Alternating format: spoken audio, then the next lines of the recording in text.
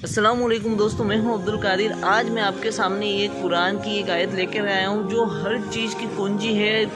بہت سے جو سوال ہیں ان کا جواب ہے۔ اگر آپ سے کوئی پوچھا جائے آپ کا ایمان کیا ہے، اس کو اگر آپ کو ایک سمپل سی ڈیفینیشن میں بتانا ہے تو اس آیت سے آپ بتا سکتے ہیں۔ اگر کوئی پوچھے آپ کا مذہب کیا ہے، آپ کا کس راستے پہ آپ کو چلنا چاہیے، اگر وہ راستہ بتانا ہے تو آپ کے لیے یہ آیت کافی ہے۔ اگر کوئی آپ کو پوچھے آپ کا عقیدہ کیا ہے تو آپ کے لیے یہ آیت کافی ہے۔ اگر آپ کو کوئی پوچھے کہ آپ کا مسلک کیا ہے تو آپ کے لیے یہ آیت کافی ہے۔ اگر کوئی آپ کو پوچھے کہ اگر کامیاب ہونا ہے تو کامیابی کی کنجی کیا ہے تو آپ کے لیے آیت کافی ہے۔ آپ کے جو میگزیمم سوالات ہیں، چاہے آپ دنیا میں کامیاب ہونا چاہتے ہیں، چاہے آخرت میں کامیاب ہونا چاہتے ہیں، چاہے آپ کسی بھی فیلڈ میں آگے بڑھنا چاہتے ہیں، تو آپ کو جو ایک کہتے ہیں نا سکسیس کی جو کنجی ہے، ہر کوشچن کا جو ایک مین آنسر ہے وہ یہ ایک آیت ہے۔ دوستو یہ آیت ہے سورہ نساء جو کہ قرآن کی چوتھی سورہ ہے، اس کی آیت نمبر 59، اطیعوا اللہ واطیعوا الرسول، یعنی اس 59 آیت کی ایک حصہ ہے اور اس کا مطلب ہوتا ہے اللہ اور اللہ کے رسول کی اطاعت کرو۔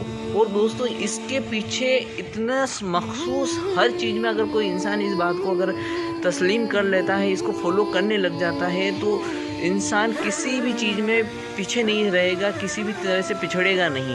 جو اللہ کا حکم ہے، جو اللہ کے رسول نے جو کہا ہے، اگر آپ اس چیز کو فالو کرتے ہیں تو آپ کو اور کسی بھی چیز کو فالو کرنے کی ضرورت نہیں ہے۔ کون سا فرقہ آپ کو کیا کہتا ہے، کون سا فرقے والا، کون سا مولوی آپ کو کیا کہتا ہے، یہ سب آپ کو سوچنے کی، فکر کرنے کی کوئی ضرورت نہیں ہے۔ صرف آپ کو ایک اس آیت کے اس حصے پر غور کرنا ہے، اس آیت کے اس حصے پر فکر کرنا ہے، اور اس کا سمپل سا ایک لوجک بھی میں آپ کو بتا دیتا ہوں، کیونکہ جب تک آپ اللہ اور اللہ کے رسول کی اطاعت نہیں کرتے آپ مسلمان نہیں ہو سکتے۔ اور اسی بات پر غور کرتے ہوئے اور اسی بات کو مین پوائنٹ مانتے ہوئے ہمارے پیر و مرشد حضور وقار ملت نے اس بات پر زور دیا، اور انہوں نے صاف کلیئرلی کہا ہے جو خانقاہ برکاتیہ جہاں سے الحمدللہ میں خود بھی مرید ہوں مہاریرا شریف سے، اس کا جو مسلک ہے وہ ہے اطیعوا اللہ واطیعوا الرسول، یعنی یہی خانقاہ برکاتیہ کا مسلک ہے، یہی خانقاہ برکاتیہ کی مین جو تعلیم ہے وہ یہ ہے۔ اور ساتھ ہی ساتھ دوستو اس ویڈیو میں آپ کو یہ بات بھی بتانے والا ہوں کہ جو روزے رکھتے ہیں ہم، تو جب اس کا افطاری کا وقت آتا ہے اس کے لیے جو اللہ رب العزت کا حکم ہے اور حضور اکرم صلی اللہ علیہ وسلم نے ہمیں بتایا ہے کہ افطار میں جلدی کیا کرو، یعنی کہنے کا مطلب روزے کو مکروہ مت کیا کرو، روزے میں کھولنے میں دیری مت کیا کرو۔ جیسے اگر ٹائم ہو گیا روزہ کھولنے کا تو روزہ وقت پہ کھول دیا کرو، اس کو لمبا مت بڑھایا کرو۔ کہنے کا مطلب اگر آپ کا 7 بجے روزہ کھل رہا ہے، جان بوجھ کے 7:15 تک یا ایسا لمبا نہ بڑھائے، یہ ثابت نہ کرے کہ دیکھو میں کتنا طاقتور ہوں۔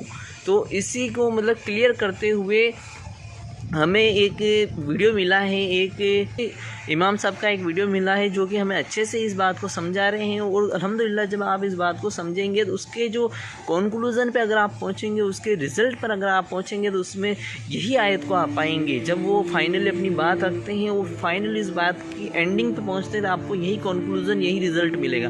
تو آئیے دوستو میں آپ کو پہلے حضور وقار ملت کا جو پہلے وہ شارٹ کلپ ہے پہلے وہ دکھاتا ہوں، پھر اس کے بعد میں جو یہ امام صاحب نے جو یہ بات کہی جس کی وجہ سے میں آپ کے سامنے یہ ویڈیو لے کر کے حاضر ہوں، تو یہ ویڈیو بھی میں آپ کو دکھاتا ہوں۔ تو آئیے دوستو دیکھتے ہیں دونوں ویڈیو۔ اگر تم میری وصیت سننا چاہتے ہو، اطیعوا اللہ واطیعوا الرسول۔ خانقاہ مہاریرا کا مسلک یہی ہے، اطیعوا اللہ واطیعوا الرسول۔ آپ نے کبھی غور کیا کہ افطار میں جلدی کرنے کے لیے جو کہا گیا ہے، اور یہ کہا گیا کہ افطار میں جلدی کریں گے تو خیریت سے رہو گے، کیا فلسفہ ہے اس میں؟ کبھی غور کیا آپ نے؟ ارے بھائی 2-4 منٹ 10 منٹ کے بعد اگر کھا لیتے تو کیا حرج ہے؟ اور زیادہ ثواب ملنا چاہیے نا۔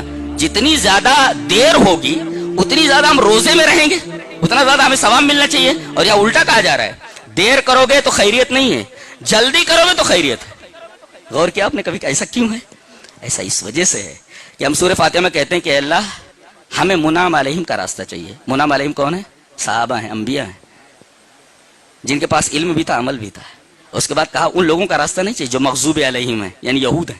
مغضوب علیہم سے مراد یہود ہیں اور ضالین سے مراد نصارہ ہیں۔ تو ضالین جو ہیں یہ نصارہ ہیں اور مغضوب علیہم یہود ہیں۔ یہودی کیا کرتے تھے معلوم ہے؟ وہ بھی روزہ رکھتے تھے، اور وہ لوگ غروب آفتاب کے بعد بھی افطار نہیں کرتے تھے، یہاں تک کہ تارے نظر آنے لگتے تھے اور اس کے بعد وہ افطار کرتے تھے۔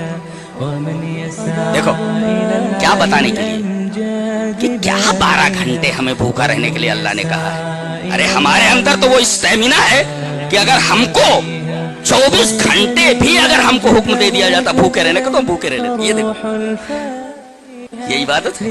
अल्लाह ने फरमाया असल में इबादत वो है कि मैं कहूँ बैठ जा तो बैठ जा, मैं कहूँ खड़ा हो जा तो खड़ा हो जा। इसको कहते हैं इताअत, और इसी का नाम है रसूल की इत्तिबा। यानी जब कहा जाए बैठ जा तो अब इंतजार नहीं करना बैठने का। एक सहाबी है, नबी करीम सल्लल्लाहु अलैहि वसल्लम खुतबा दे रहे हैं और दौरान खुतबा आपने ऐसे ही कहा बैठ जाओ।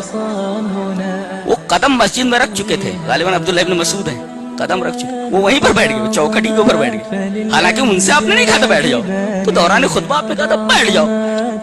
उन्होंने ये सुना बैठ जाओ, उनके कानों में आवाज पड़ी तो वहीं बैठ गए वो। इसको कहते हैं। तो अल्लाह ने फरमाया गुरूब आफ्ताब तक रोजा है, तो जैसे आफ्ताब गुरूब हो वैसे ही इफ्तार कर लिया करो। हमें स्टैमिना मत बताओ, स्टैमिना मत बताओ। एक कौम इसे स्टैमिना बताने में गुमराह हुई है। अल्लाहु अकबर। ये फलसफा आपकी समझ में आया? पता है खैरियत इसी में है।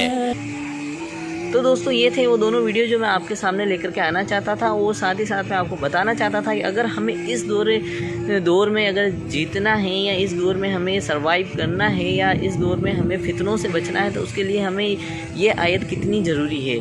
तो दोस्तों इसी के साथ मैं अपनी बात ख़त्म करता हूँ। अस्सलाम वालेकुम।